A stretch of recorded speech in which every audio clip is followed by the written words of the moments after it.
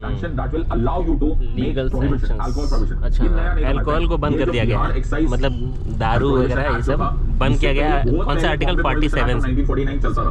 यही Bombay article Prohibition Act of 47 prohibit 1949 करता है। स्टेट ऑफ गुजरात में। Okay, तो स्टेट ऑफ गुजरात में if you notice there is still liquor prohibition, complete liquor prohibition, total liquor prohibition। Complete। कहाँ से आ रहा है? It comes from Article 47। इसी जैसे के बिहार में basis पूरा पर NDPS Act बंद किया है तो कर सकता है, उसके पास करने का पावर है, क्योंकि कॉन्स्टिट्यूशन में लिखा हुआ है कि अल्कोहल नहीं बिकना चाहिए। चाहेगा तो झारखंड में अगर बंद करना चाहे तो कर सकती है because article 47 allows you to do that. Okay, बाकी सब you can look at mid day meal programmes होगा, द यूनिवर्सल इम्यूनाइजेशन प्रोग्राम्स है। ओके, ऑल दीस प्रोग्राम्स जो चलाते हैं, okay, that is under article 47। But even more important और बहुत controversy में आ जाता है with regards to these thing. इस पर एक बहुत अच्छा डिस्प्यूट चल रहा है with regards to marijuana, cannabis. Okay, जो कैनबिस है, ओके, उसका मेडिसिनल यूज भी है। So there is a petition which is going on still. जैसे जो कैनबिस होता है, जो वीड होता है, उसका मेडिकल पर्पस है, तो बस इसलिए उसको छोड़ के रखा है। उसको लीगलाइज, जैसे कैनबिस को क्या लीगलाइज किया जा सकता है, क्या वीड को लीगलाइज किया जा सकता है, तो उसको लीगलाइज नहीं किया जा पा रहा है। 48 is organisation of agriculture and animal husbandry. Now the state, क्योंकि उसका और भी बहुत सारा एडवर्स इफेक्ट है, ठीक है, लेकिन उसका मेडिसिन में यूज होता है, इस वजह से उसका सप्लाई बना हुआ है। सारी रेवोल्यूशन सारी की सारी was on the basis of article 48 कि हम लोग as a state we will try and encourage more and more modern technical lines ताकि agriculture and animal husbandry improve करेंगे, especially in a country like India जहां पर agricultural economy इतनी ज्यादा dominant है। Socio economic rights of people तब तक enforce नहीं हो सकते जब तक you don't see this thing happening. And शायद पर्टिकुलर हुआ था steps of preserving and improving the breeds and prohibiting the slaughter of cows and calves and other milch and draught cattle। ये बड़ा इंटरेस्टिंग है। यहाँ पे आगे cow slaughter ban का केस और वो बड़ा मेजर इशू बन जाता है। प्लीज अंडरस्टैंड, जब cow slaughter ban है तो you have to pay attention to two parts। Cow slaughter can be prevented or could have been prevented, not can be, could have been prevented into two forms। Cow slaughter can be understood, or cow can be understood as an animal and an economically useful animal, and cow can also be understood as a religious symbol। लेकिन founding fathers ने इसको decide किया economic animal, economic animal or economically useful animal instead of as a religion। So Hindu religion में cow is worship। अगर वो मैं कर देता तो आर्टिकल 25 to 28 में डालना पड़ता। So pay attention to that। And that was the religious rights का founding fathers decided after much debate and discussion कि इसको आर्टिकल 48 में डालो।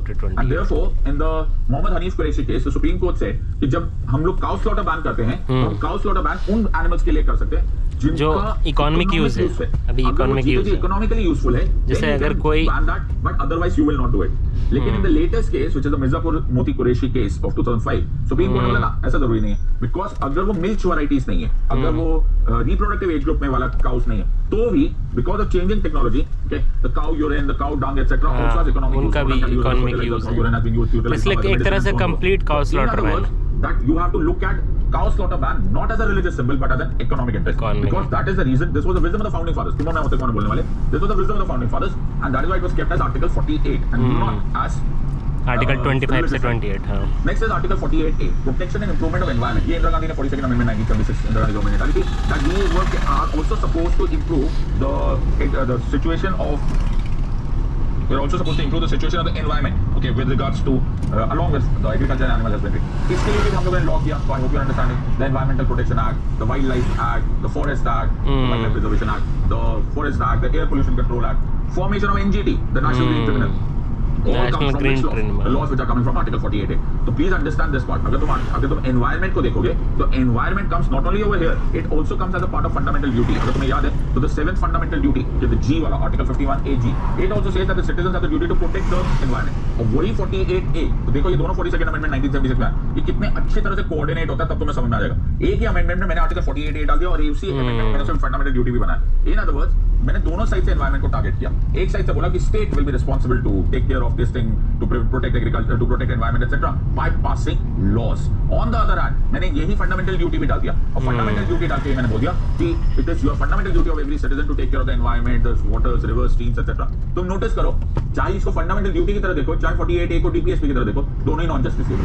Are you understanding? ये दोनों ही नॉन जस्टिसेबल है। Here also you the citizen can not enforce it against the state, okay, and similarly the state can not enforce it against the citizen. ये दोनों ही रिमाइंडर नॉन जस्टिसेबल है। One is a reminder, the other one is direction, but the point here is that you have to pay attention to this part, that look at the beauty of it. हमने अभी भी दोनों ही case में इसको fundamental right नहीं बनाया, courts are not involved. हमने law बना दिया लेकिन हमने इसको एनफोर्स नहीं किया। Please understand what a beautiful structure, you know, हम कितना अंडर द रडार रहकर काम करते हैं। एग्जैक्टली, जब हम लोग प्योरली अवेलेबल होते हैं, जब हमारी 100% इंटेंशन होती है ये तो होना ही है, तभी हम इसको पार्ट 3 में डालते हैं। Then you have article 49, okay, this was the हमास एक्ट है, I hope you know this, the ancient monuments कितना सारा गाड़ी है, archaeological sites archaeological sites and remains act. Okay, article 50 है शायद ये, म्यूजियम में नहीं आर्टिकल 49 हो गई। आर्टिकल 50 तो सेपरेशन ऑफ पावर है। Old coins, old statues, old paintings, anything of heritage value, anything of historic value, वो यहाँ से बाहर स्मगल ना हो जाए, उसको कैसे ख्याल रखना है, and so on and so forth will be this. So it's an obligation of the state to protect every monument और प्लेस ऑफ आर्टिस्टिक और हिस्टोरिक इंटरेस्ट। सारे मॉन्यूमेंट्स को बचा कर रखना है, ये स्टेट का ड्यूटी है। समझ रहे हो, जैसे कोई मान लो कब्जा कर लेगा, कोई बना हुआ है कुछ मॉन्यूमेंट साइड से कुछ, अच्छा, तो सरकार का काम है उसको कि वो बचा कर रखे। तो हमने लॉ पास कर दिया, महाराष्ट्र एक्ट, तुम एक्सपोर्ट नहीं कर सकते, it will be understood as smuggling, okay, that you can not do, you can not deface a monument. फिर some places will be declared as heritage sites, उसको प्रोटेक्ट करोगे। आर्कियोलॉजिकल सर्वे ऑफ इंडिया जो पहले से establish है, फिर उसको हम फंडिंग दे देते हैं, ओके, कि तुम इसको रिफर्निश करो, बनाओ, ठीक से बनाओ, so that is all coming under article 49, okay, as regards to heritage. Then comes article 50, this is a very interesting part. अगर तुम नोटिस करोगे तो there is this was the basis of rule of law. देखो पहले अगर तुम्हें थोड़ा बहुत मैं एक ही एग्जांपल दे दूं तो भी तुम्हारा काम हो जाएगा। See if you notice your title when you becoming IAS officer, तुम डिस्ट्रिक्ट मजिस्ट्रेट बनने वाले हो। जो पहले डिस्ट्रिक्ट मजिस्ट्रेट होता था ना, पहले मतलब 1973 से पहले, तो वो डिस्ट्रिक्ट मजिस्ट्रेट के बाद दोनों executive as well as judicial powers होती थी। एग्जीक्यूटिव पावर्स में फॉर्म में वो जैसे आईएएस ऑफिसर वर्क करता है एग्जीक्यूटिव, लेकिन ही also had certain judicial powers. वो ही पुलिस को कमांड करते थे और ऑर्डर देते थे, पुलिस उसको अरेस्ट करके लेकर आती थी, and he used to also be in the position to decide the matter. Article 50 में ये वायोलेशन हो रहा है। अगर तुम देख रहे हो एक ही आदमी के पास judicial as well as executive power, सही बात है, वही सेपरेशन ऑफ पावर है। इट वाज प्रोवाइडेड आर्टिकल 50 1973 सबके पास पूरा का पूरा पावर नहीं होगा, जुडिशरी के पास अलग पावर, एग्जीक्यूटिव के पास अलग पावर। इसी बात पे एंड करते हैं आज का सेशन।